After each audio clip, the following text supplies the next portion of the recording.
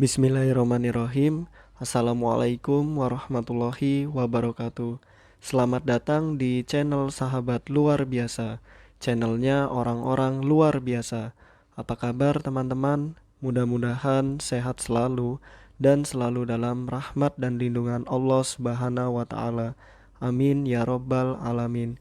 Bagi teman-teman yang baru menemukan channel ini, agar tidak ketinggalan informasi yang insya Allah menarik dan bermanfaat, jika berkenan silahkan like, komen, dan bagikan video ini, serta subscribe dan nyalakan tombol notifikasinya. Syukron jazakumullah khairan. Alhamdulillahillazi bini'matihi tatimus solihat. Segala puji hanya milik Allah yang dengan segala nikmatnya segala kebaikan menjadi sempurna. Salawat serta salam semoga tercurah limpahkan kepada Nabi Muhammad sallallahu alaihi wasallam serta istri-istri beliau, saudara-saudara beliau, tabi'in, tabi'ut tabi'in, dan bagi kita yang insya Allah setia dan istiqomah mengikuti sunnahnya sampai akhir hayat. Amin ya robbal alamin. Rabbi syrohli sodri wa yasirli amri wahlul uqdatam min lisani yafqahu qawli.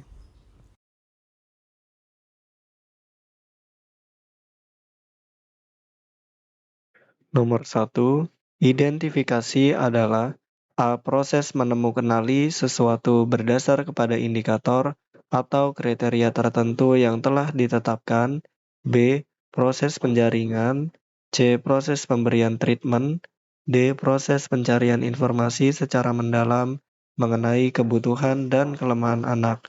Nah, jadi identifikasi adalah proses menemukanali sesuatu berdasar kepada indikator atau kriteria tertentu yang telah ditetapkan. Jadi jawaban yang tepat adalah A.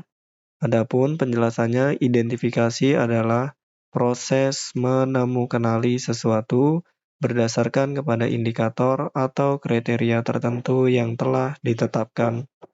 Nomor 2, langkah awal yang harus dilakukan guru dalam memberikan layanan pendidikan pada anak dengan hambatan emosi adalah A. Melakukan bimbingan, B. Memberikan perlakuan khusus, C. Melakukan identifikasi, D. Melakukan tes kecerdasan. Tentu identifikasi ya teman-teman. Jawaban yang tepat adalah C. Melakukan identifikasi. Adapun penjelasannya, salah satu hal penting bagi guru pendidikan khusus adalah melaksanakan tugas identifikasi dan asesmen peserta didik dengan hambatan emosi dan sosial. Nomor 3, secara umum, fungsi identifikasi anak dengan hambatan emosi dan sosial yaitu kecuali A. Penjaringan, B. Referral, C. Pengelompokan, atau D. Diagnostik. Yang bukan itu diagnostik ya teman-teman. Jawaban yang tepat D. Adapun penjelasannya, secara umum, fungsi identifikasi anak dengan hambatan emosi dan sosial yaitu yang pertama penjaringan atau screening, yaitu untuk menandai anak-anak yang termasuk dalam kualifikasi anak dengan hambatan emosi dan sosial sesuai dengan kriteria yang telah ditetapkan. Lalu membedakan yaitu untuk membedakan antara anak yang dimaksud dengan hambatan emosi dan sosial dengan anak yang mengalami masalah perilaku lainnya atau nakal biasa, seperti banyak ditemukan pada anak-anak pada umumnya. Yang ketiga yaitu pengalih tanganan atau referral. Ini hampir sama ya teman-teman, hanya saja di pendidikan anak tunalaras ini ada membedakan. Lalu lanjut ke pengalih tanganan atau referral, yaitu menetapkan apakah anak masih dapat ditangani oleh guru yang ada di sekolah atau perlu dialih tangankan ke lembaga atau pihak lain yang lebih berwenang atau lebih profesional. Lalu yang keempat, pengelompokan, yaitu untuk mengelompokkan nama anak dengan gangguan emosi dan sosial yang memerlukan penanganan lebih lanjut, dan mana yang masih dapat mengikuti pelayanan pendidikan khusus di kelas reguler. Lalu yang kelima ada penempatan, yaitu menempatkan bagi anak yang sudah teridentifikasi pada layanan pendidikan khusus sesuai kebutuhan khususnya. Perencanaan program tindakan, treatment, intervensi, atau pembelajaran secara individual sesuai dengan karakteristik, permasalahan, dan kebutuhan khusus masing-masing anak dengan hambatan emosi dan perilaku. Lalu yang terakhir ada evaluasi dan tindak lanjut, yaitu memantau keberhasilan serta faktor pendukung dan penghambat pelaksanaan program dan tindak lanjutnya. Nomor 4, secara umum terdapat beberapa masalah yang dihadapi dalam rangka identifikasi anak dengan hambatan emosi dan sosial. Salah satu di antaranya terkait dengan A. Evaluasi, B. Kualitas penyimpangan, C. Perencanaan program tindakan, D. Pengalih tanganan. Jawaban yang tepat adalah B. Kualitas penyimpangan. Adapun penjelasannya, secara umum terdapat beberapa masalah yang dihadapi dalam rangka identifikasi anak dengan hambatan emosional dan sosial. Di antaranya terkait dengan yang pertama, kriterianya tidak mutlak, beragam, dan tergantung pada beberapa aspek. Yang kedua, situasi atau kondisi, tempat, waktu, dan umur anak. Yang ketiga, kualitas penyimpangan. Yang keempat, kuantitas penyimpangan. Yang kelima, motif yang mendasarinya. Serta yang keenam, mudah tidaknya dipengaruhi. Nomor 5, setelah kegiatan identifikasi selesai, maka kegiatan selanjutnya yang harus dilakukan adalah A. Asesmen, B. Evaluasi, C. Observasi, D. Penyusunan program pembelajaran. Setelah identifikasi itu asesmen ya teman-teman. Jawaban yang tepat adalah A. Asesmen. Asesmen merupakan bagian kedua terpenting dalam pendidikan khusus setelah identifikasi dan sebelum pembuatan program layanan khusus. Nomor 6, pernyataan berikut yang sesuai dengan hal-hal yang harus diperhatikan agar kegiatan asesmen anak dengan hambatan emosi lebih mudah. Emosi adalah A. Asesmen terhadap anak dengan hambatan emosi dan perilaku akan lebih efektif jika dilakukan dalam tim multidisipliner. B. Kesamaan prosedur yang diterapkan, baik dalam perkembangan maupun evaluasinya. C. Pelaksanaan asesmen hendaknya dilakukan dalam susunan ruangan yang tepat. D. Dapat dimasukkan materi yang cukup untuk perencanaan keputusan maupun untuk mendeteksi perubahan. Jawaban yang tepat adalah C. Pelaksanaan asesmen hendaknya dilakukan dalam susunan ruangan yang tepat. Adapun penjelasannya, agar dalam kegiatan asesmen anak dengan hambatan emosi dan perilaku diperoleh kemudahan, terdapat beberapa hal yang harus diperhatikan. Yang pertama, petugas asesmen harus memiliki pengalaman, bahan, atau alat media yang cukup dan cocok untuk mengungkap hambatan perkembangan emosi dan sosial anak. Yang kedua, pelaksanaan asesmen hendaknya dilakukan dalam susunan ruangan yang tepat.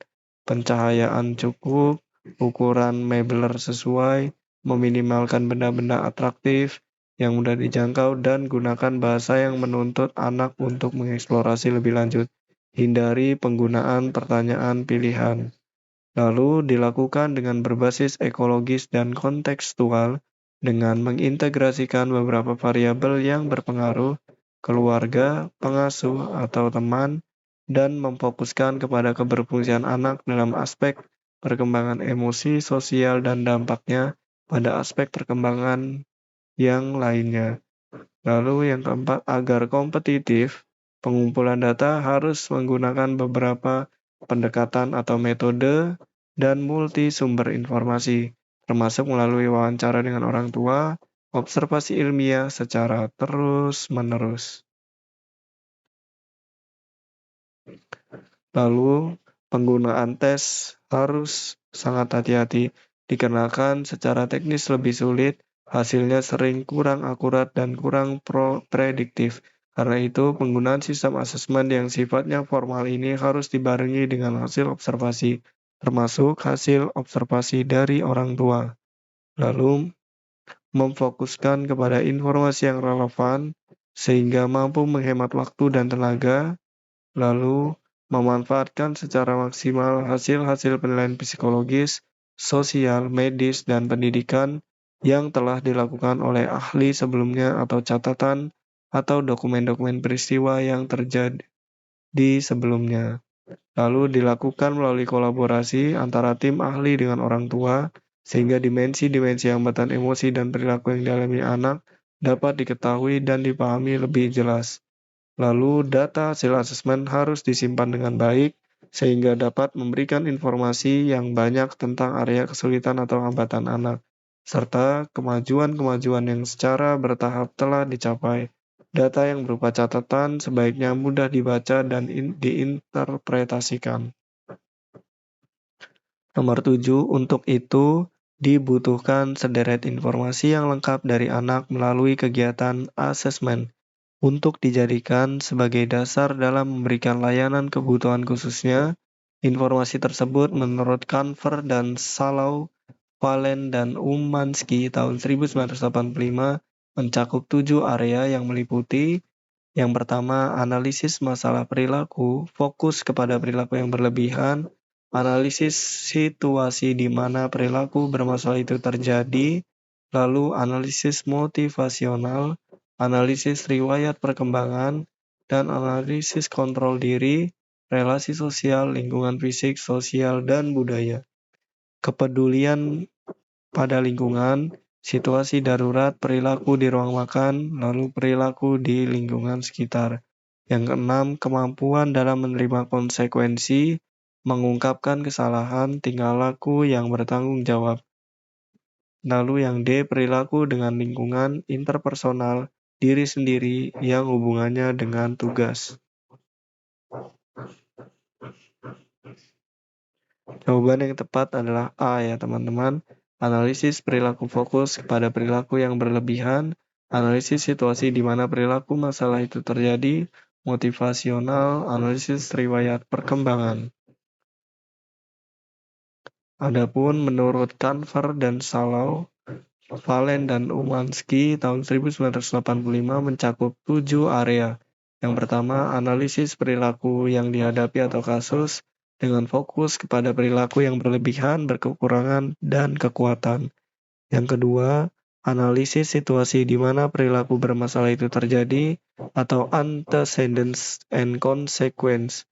Lalu yang ketiga, analisis motivasional, peristiwa-peristiwa yang mendorong kasus melakukan perilaku. Yang keempat, analisis riwayat perkembangan, informasi tentang kondisi biologi, sosial, perubahan-perubahan perilaku yang terjadi, serta pandangan dan persepsi kasus terhadap lingkungan. Lalu yang kelima, analisis kontrol diri, analisis relasi sosial, analisis fisik, sosial, dan budayanya. Nomor 8, segala hal mengenai perilaku yang dipermasalahkan, konsekuensi, intensitas, dan lamanya perilaku tersebut berjalan disebut juga dengan A. Antecedents, B. Consequent, C. Prerequisite, D. Behavior. Yaitu untuk perilaku behavior ya teman-teman, karena mengamati. B atau behavior adalah segala hal mengenai perilaku yang dipermasalahkan, frekuensi, intensitas, dan lamaran perilaku yang perilaku tersebut berjalan. Nomor 9, adapun urutan yang tepat mengenai tahapan dalam FBA atau Functional Behavior Assessment. A. Identifikasi masalah. Yang pertama itu identifikasi masalah. Nah, ini analisis data, sudah pasti salah ya teman-teman. Lalu mengumpulkan data menggunakan aspek jamak. Nah, ini analisis data sudah salah ya teman-teman. Lalu analisis data, lalu membuat hipotesa tentang fungsi perilaku, lalu mengembangkan dan mengimplementasikan secara tindakan. Lalu evaluasi kemajuan dan tindak lanjut yang diperlukan. Jawaban yang tepat adalah B. Adapun tahapan dalam FBA adalah sebagai berikut. Yang pertama, identifikasi masalah. Yang kedua, mengumpulkan data menggunakan asesmen jarak. Yang ketiga, analisis data. Yang keempat, membuat hipotesa tentang fungsi perilaku. Yang keenam, mengembangkan dan mengimplementasikan rencana tindakan evaluasi, kemajuan dan tindak lanjut yang diperlukan. Nomor 10, asesmen multi-informasi untuk berarti penggunaan berbagai sumber informasi sehingga informasi yang diperoleh komprehensif dan valid. Adapun tekniknya dapat menggunakan cara berikut kecuali A. Skala penilaian, B. Pendekatan observasi terstruktur, C. Tes IQ, D. Tes sosiometri. Jawaban yang bukan adalah C. Tes IQ. Prinsip-prinsip dasar dalam asesmen keterampilan emosi dan sosial adalah melalui penggunaan asesmen multisosial. Teman-teman, asesmen multi-informasi atau Nagel et al. Tahun 2010 dan multimodal menurut Uman dan Valensky tahun 1985 dikarenakan perilaku anak adalah variabel ekstrim yang tergantung kepada banyak variabel seperti setting, waktu, siapa saja yang ada, dan yang lain. Asesmen multi-informasi untuk berarti penggunaan berbagai sumber informasi sehingga informasi yang diperoleh komprehensif dan valid.